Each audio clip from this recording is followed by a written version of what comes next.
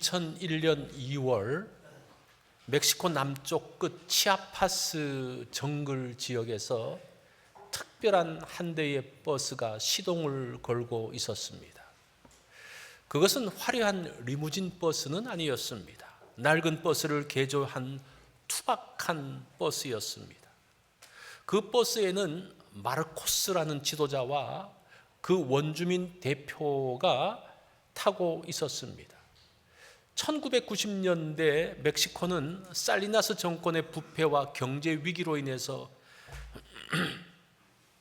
흑암과 같은 절망 가운데 빠져 있었습니다. 이때 마르코스는 이런 이야기를 합니다.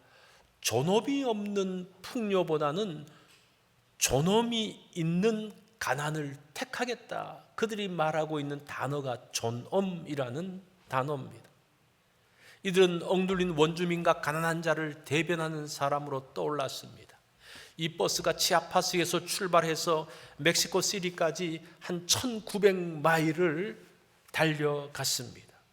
그 버스가 지나가는 마을마다 사람들이 열광하기 시작을 합니다. 밭에서 일하던 농부들이 호미를 던지고 나와서 그 사람들을 환영했습니다. 공장의 노동자들이 일손을 멈추고 도로변으로 쏟아져 나왔습니다. 그들은 버스를 향해서 손을 흔들며 눈물을 흘렸습니다. 어떤 할머니는 주름진 손으로 버스를 만지면서 흐느껴 울었습니다. 그들이 말합니다. 지난 수백 년 동안 정치인들은 헬리콥터를 타고 우리의 머리 위를 날아갔을 뿐 그들은 이 누추한 마을에 누구도 오지 않았습니다. 누구도 우리의 손을 잡아주지 않았습니다라는 이야기를 했습니다. 버스가 멈출 때마다 지도자인 마르코스는 마이크를 잡고 이렇게 이야기를 했습니다. 우리는 권력을 잡으러 가는 것이 아닙니다. 우리는 단지 여러분의 목소리가 들리게 하려고 가는 것입니다. 우리는 그동안 투명 인간이었습니다. 하지만 이제 멕시코는 우리를 보게 될 것입니다. 여러분은 혼자가 아닙니다. 3월 11일 드디어 이 낡은 버스는 멕시코 시티 심장부인 소칼로 광장에 도착을 했습니다. 그때 한 100만 가까이의 사람들이 몰려 나왔다고 말합니다. 그들은 목이 터지라고 외쳤습니다. No están solos. 당신들은 혼자가 아닙니다라는 말을 계속적으로 외쳤습니다. 그 낡은 버스는 절망에 빠진 멕시코 국민들에게 희망의 빛이 되었습니다. 그날 밤 멕시코의 사람들은 수백 년 만에 처음으로 존엄이라는 말을 듣게 되었고 존엄이라는 이야기를 하면서 기뻐했습니다. 자, 이런 모습이 2000년 전 유대 땅 베들레헴에도 있었습니다. 로마의 압제로 인한 흑암과 멸시가 난무한 땅에 하나님의 아들이 오셨습니다. 그 기쁜 소식을 목자가 전하고 있습니다. 저 멀리 동방에서 온 그 박사들이 그 기쁨의 소식을 전합니다. 그가 누구인가? 이사야 선지자가 말하죠. 그는 하나님의 아들 메시아라고 이야기를 하고 있습니다. 오늘 본문이 그 메시아에 대한 이야기를 하고 있습니다. 특별히 6절은 오늘 본문에서 그 요절과 같은 말씀인데 아주 그 메시아로 오신 하나님의 아들이 누구인지를 자세하게 설명을 하고 있습니다. 이는 한 아기가 우리에게 낳고 한 아들을 우리에게 주신 바 되었는데 그 어깨에는 정사를 메었고 그 이름은 기묘자라 모사라 전능하신 하나님이라 영존하시는 아버지라 평강의 왕이라 할 것임이라. 사실은 이 구절이 구약의 요한복음 3장 16절이라고 이야기를 해요. 그 정도로 중요한 교회 역사 가운데서 이 구절은 굉장히 중요하게 사용되어진 구절입니다. 이거 여러분 꼭 기억을 하십시오. 간단한 내용이지만 여기에 엄청난 것이 담겨져 있습니다. 여기 보면 이는 한 아기가 우리에게 낳고 한 아들을 우리에게 주신 바 되었는데 한 아기가 태어났습니다. 그는 하나님이 주신 아들입니다. 이 뉘앙스의 차이가 느껴지십니까? 제가 조금 설명을 할게요. 그 한 아기라는 말은 태어난 핏덩이 아기를 이야기합니다. 여기서 한 아들이라는 말은 하나님의 아들을 이야기하는 거예요. 성자 하나님. 이 짧은 구절에 예수님의 인성과 신성이 담겨져 있습니다. 이 구절은 특별히 예수님의 신성에 대해서 주목을 합니다. 그가 누구입니까? 그 어깨에는 정사를 메었다고 말합니다.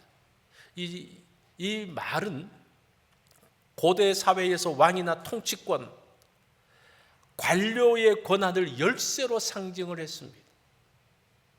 정사를 메었다. 그 열쇠를 이야기합니다. 자, 그러면 그 아들의 이름이 뭡니까?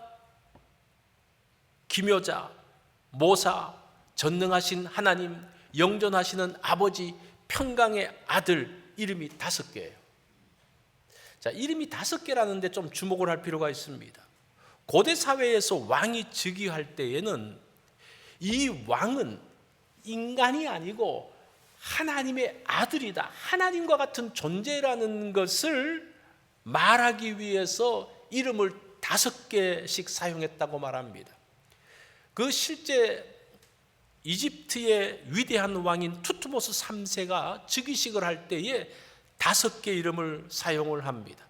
제가 그 5개 이름을 가져왔는데 이건 너무 길어가지고 또 발음하기도 어려워서 참 말하기가 어려워서 하나만 소개하면요, 카나크트, 카엠 와세트. 이 말은 테베에서 솟아난 강한 황소 같은 왕이다. 이제 이집트에서는 이 소가 중요하잖아요. 황소. 태양의 신이다. 거룩한 왕관이다. 태양의 신 라의 형상을 갖고 있다. 토트 신에서 태어난 자다. 자, 이렇게 5개 정도 이름을 이야기하면서 그 왕의 신격을 높이는 거예요. 자, 예수님을 설명하는 이름도 5개를 설명한다는 것 자체, 우리가 성경의 상징들을 담아두거든요. 마태복음에서도 보면 예수님을 소개할 때에 14개씩 끊어서 이야기했던 그런 의미가 있는 거예요. 5개의 이름, 그러면 사람들이 그 고대 사회에 있었던 것들을 보면서 아, 이것은 분명히 신의 아들의 이름이라는 어떤 그 이미지를 사용해서 이사야가 지금 말하고 있는 겁니다. 우리에게 오신 아기는 하나님의 아들이신 메시아라고 이야기를 합니다. 자, 우리에게 오신 아들은 어떤 분인가? 그 메시아 나라는, 그 아들이 통치하시는 메시아 나라가 어떤 나라인가를 소개하는 것이 오늘 본문 이사야 9장 1절로 7절의 말씀입니다. 오늘 본문 한 3가지 정도로 그 메시아 또는 메시아 왕국을 소개하고 있습니다. 우리에게 오신 그 아들, 하늘로부터 오신 그 하나님의 아들은 멸시받는 자를 위해서 오셨다라고 말합니다. 메시아이신 예수님이 오실 땅 역시 멸시와 흑암의 땅이었습니다. 1절을 보면요, 전에 고통하던 자에게는 흑암이 없으리로다. 옛적에는 여호와께서 스불론 땅과 납달리 땅으로 멸시를 당케 하셨더니, 자, 이 흑암의 땅을 스불론 땅과 납달리 땅으로 이야기하고 있어요. 이게 도대체 무슨 의미인가? 그 이스라엘의 지도를 보면요, 큰 지도를 보면 지금 여기 납달리 땅이 있고 스불론 땅이 있거든요. 보통 전쟁이 나면서 군인들이 이동하는 통로가 어딘가 하니 이 해변길을 따라서 쭉 올라가다가 여기는 갈멜산하고 산들이 있으니까 여기서 평지로 꺾어 내려왔다가 다시 올라가면 스불론 땅과 납달리 땅을 향해 통해서 올라가요. 자, 북쪽에서 내려올 때도 마찬가지입니다. 애굽의 군대가 이렇게 올라가듯이 위에서 내려오는 그 아수르의 군대와 바벨론의 군대들도 똑같이 이렇게 내려와요. 요거는 이제 조금 더 납달리와 스불론을 크게 키운 지도의 모습인데, 이 통로가 무슨 통로가 아니 군대가 지나가는 통로예요. 전쟁하기 위한 군대가 지나가는 통로예요. 그 지역이 어떻겠습니까? 복잡하겠죠. 군인들이 그냥 지나가면서 그 가운데서 싸움이 벌어지고, 그로 인한 불안, 염려, 공포, 그로 인한 흑암, 어두움, 그것이 바로 스불론 땅과 납달리 땅에 대한 이야기입니다. 늘 전쟁에 노출된 땅입니다. 뿐만 아니라 이 땅은 이방인들과 함께 사는 이 북쪽 국경 지역이다 보니까 이방인들과 함께 살았기 때문에 그들과 함께 살았던 유대인들로부터도 이방 사람들과 함께 살고 있어 그러면서 무시당했던 그러한 땅이었다라고 말합니다. 그러면서 그 땅이 보면 후에는 그 고통당하는 해변길과 요단 저편 이방의 갈릴리라고 이야기를 합니다. 이것을 보면 아수르 시대, 지금 이사야는 아수르 시대에 있었던 일들이거든요. 그 아수르의 군대가 해변길, 아까 그 해변, 그 다음에 요단 저편, 이방 갈릴리, 자, 이 지역, 이 지역, 그 다음에 요단 저편 이쪽, 그 다음에 갈릴리 이 근방, 그 근방에 아수르의 군대 주둔지가 있었어요. 그러니까 계속적으로 그곳에 주둔하면서 아수르의 행정구역이 있음으로 인해서 끊임없이 아수르에게 짓밟히는 패배와 치욕의 현장이 바로 스불론과 납달리 또는 여기서 말하고 있는 해변길, 요단 저편, 또 이방 갈릴리 그 지역이라는 겁니다. 그 지역을 말하는 것은 어둠의 땅이요, 치욕의 땅이요, 패배의 땅을 이야기하고 있습니다. 이런 현장에 오실 메시아가 그것을 어떻게 변화시킬까? 그 땅을 이 메시아로 인해서 변화되어짐을 이야기합니다. 3절을 보면요, 주께서 이 나라를 창성케 하시며 그 즐거움을 더하게 하셨으므로 추수하는 즐거움과 탈취물을 나누는 때의 즐거움 같이 그들이 주 앞에서 즐거워하리로다. 저희 메시아 때의 특징이 창성입니다. 창성함. 창성이라는 말은 증가하다, 풍성하다, 커지다, 위대하다 뭐 그런 말이에요. 그런데 나라가 커지고 풍성해졌는데 일부 돈 많은 사람만 풍성함을 다 가져가면 어떡합니까? 안 되겠죠, 그죠? 여기 창성에 딸려 있는 단어가 뭡니까? 창성하게 하시며 그 즐거움을 더하게 하셨다. 그 창성함이 무엇과 연결되어지는 거 아니? 즐거움과 연결된다는 거예요. 그 나라가 부강하고 커지면서 온 사람들이 함께 즐거워하는 그 모습, 그것이 메시아 시대의 모습이라는 겁니다. 모두가 즐거워하는, 즐거움이 없는 부요함. 여러분, 이게 뭐 무슨 도움이 되겠어요? 뭐가 많기는 많은데 늘 걱정, 근심, 불만, 분노의 폭발, 그거는 온전한 모습이 아니죠. 그런데 그 모습을 미디안의 날로 이야기를 하고 있어요. 7절에 보면 그 4절입니다. 7절이 아니고 4절. 4절에 보면 그 압제자의 막대기를 꺾으시되 미디안의 날과 같이 했다. 그 미디안의 날이 굉장히 기쁨의 날을 이야기하는데 미디안의 날이 무엇인가 하니 기드온이 미디안과 전쟁에서 승리했던 때를 이야기를 하고 있어요. 자, 그 미디안의 날을 보여주는 게 사사기 6장 3절인데 미디안 사람들이 올라오는데 언제 오는 거 아니? 추수할 때 올라와서 추수한 것을 뺏어가는 게 아니라 언제 올라옵니까? 이스라엘이 파종한 때에 올라온다 그래요. 파종한다는 말은 무슨 말입니까? 씨를 뿌려가지고 거기서부터 싹이 조금 나오기 시작할 때 미디안이 와가지고 완전 그 농작물을 초토화시키는 거예요. 여기는 뭐 추수 때면요 좀 얼마라도 숨기기라도 하지, 그것도 없이 그냥 조금씩 싹이 날 때 올라와가지고 그냥 완전히 농사를 짓지 못하게 하는 것이 그 미디안 사람들의 때였습니다. 그러니까 얼마나 고통스럽습니까? 그게 7년 동안 있었다는 겁니다. 자, 그러한 때에 미디안을 맞서서 기드온의 300명의 군사가 미디안의 군대 13만 5천 명을 물리쳐요. 엄청난 일들을 하죠. 영화에 보면 스파르타가 300명의 군사로 페르시아의 대군사를 맞이하잖아요. 그런데 그 300명의 그 스파르타의 군사들은 다 죽어요. 이겨내지 못해요. 그러나 기드온의 300명의 용사들은 그 미디안의 군대들을 막아냅니다. 승리합니다. 그러면서 사사기 7장을 보면 전쟁이 끝나고 난 다음에 어떻게 하는 게 전리품을 챙기는 겁니다. 전리품을 챙기는 즐거움이 나옵니다. 이제 그 후로는 더 이상 미디안이 올라오지 않으니까 추수를 할 수 있는, 곡식을 뿌리고 추수를 할 수 있는 추수의 기쁨을 누리게 됩니다. 이게 이제 3절에 나오는 내용이에요. 창성케 하사 그 즐거움을 더하는데, 추수하는 즐거움과 탈취물을 나누는 때의 즐거움이 그들 가운데 있었다고 말하는, 이것이 메시아 시대의 특징이라는 겁니다. 모든 고통과 압제가 끝난 때의 즐거움, 이게 미디안의 날이죠. 멸시받는 땅이 즐거움의 풍성으로 채워지는, 멸시에서 즐거움으로 영광으로 바뀌는 것이 메시아 시대의 특징이라고 말합니다. 그것이 이사야 선지자가 말하고 있는 내용이에요. 자, 두 번째는 무엇인가 하니 메시아의 성품에 대한 이야기가 나옵니다. 이 놀라운 승리를 가지고 오신 분이 도대체 누구냐? 그게 이제 6절에 나오는 거예요. 6절에 보니까 이는 한 아기가 우리에게서 낳고 한 아들이 우리에게 주신 바 되었는데 그 어깨에는 정사를 메었고, 그 이름이 나오죠. 이름은 기묘자라, 모사라, 전능하신 하나님이라, 영존하시는 아버지라, 평강의 왕이라 할 것임이라.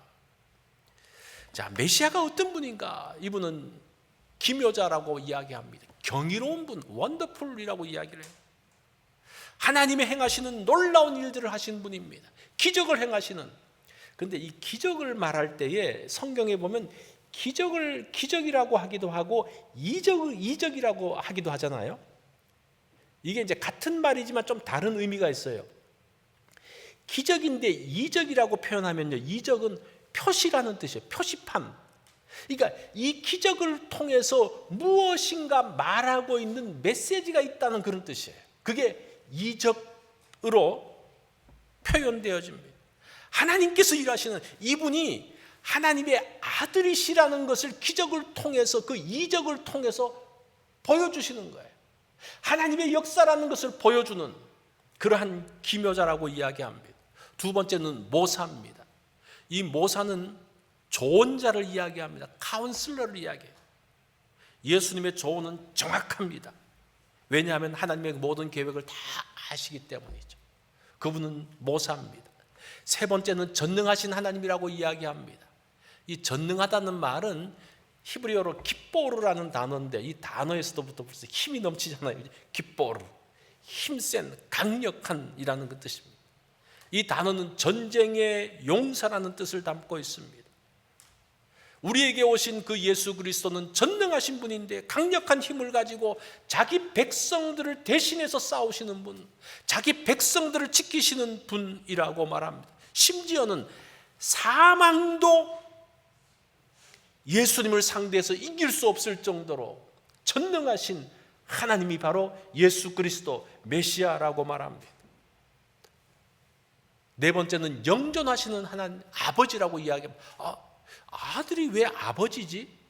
좀 이런 생각들을 가지는데, 이 아버지라는 뜻이 어떤 뜻인가 하니 원천이라는 뜻이 있어. 원천 또는 소유자라는 뜻이 있습니다. 우리가 무슨 아버지라는 말을 많이 하잖아요. 음악의 아버지가 누굽니까? 바흐를 음악의 아버지라고 해요.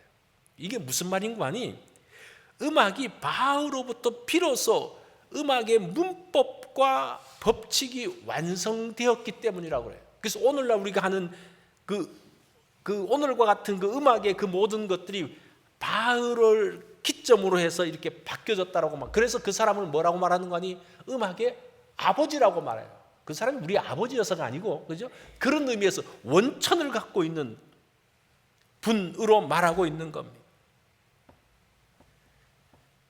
우리에게 오신 예수 그리스도 메시아는 영존하시는 아버지, 이 말은 영원을 소유하신 존재라는 뜻입니다. 영존을 소유하고 있는 영원의 원천인 분, 그런 뜻이, 그게 영존하시는 아버지라는 말입니다. 뿐만 아니라 그 아버지는 보호자를 이야기합니다. 예수님은 우리의 보호자이십니다.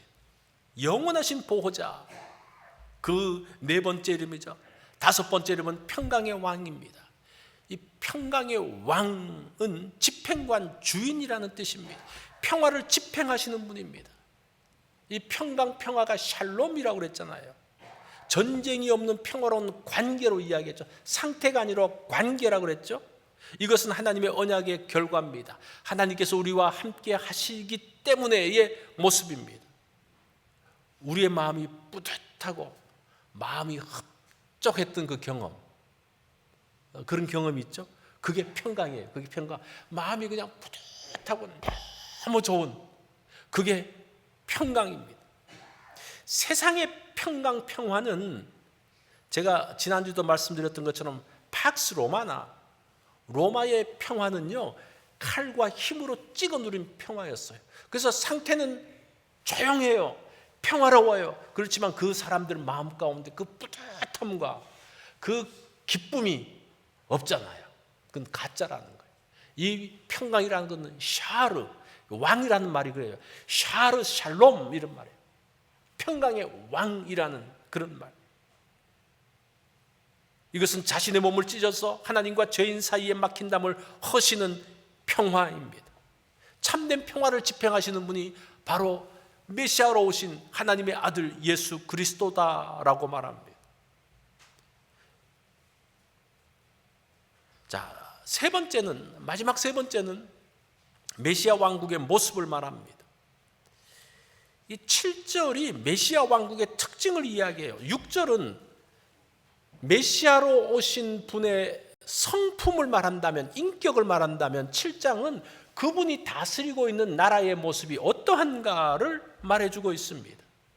여기 보니까요, 그 정사와 평강의 더함이 무궁하며 또 다윗의 위에 앉아서 그 나라를 굳게 세우고 자금 이후 영원토록 공평과 정의로 그것을 보존하실 것이라.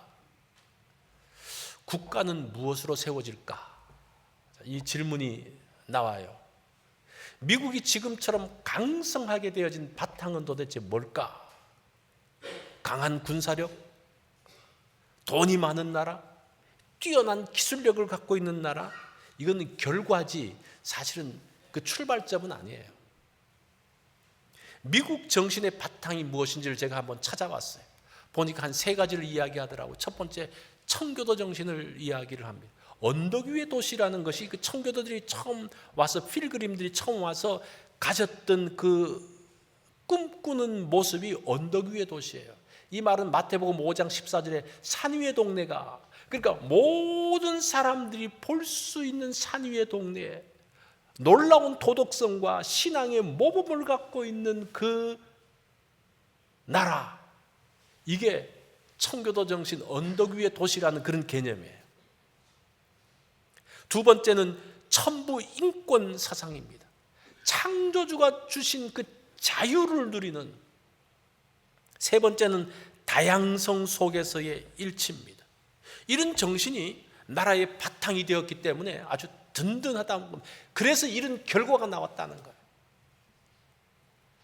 조진우 기자가 쓴 그 칼럼을 보니까 부패의 덫, 중국의 패권 꿈, 부패로 무너지다라는 그 칼럼의 그 제목을 보니까 중국이 지금 미국과 이렇게 경쟁을 하면서 이제 어느 정도 되면 미국은 지고 중국이 올라올 것이라고 사람들이 많이 말하는데 그거는 아니라는 것을 말하는 게 이분의 그 칼럼의 요지예요. 왜 그러냐?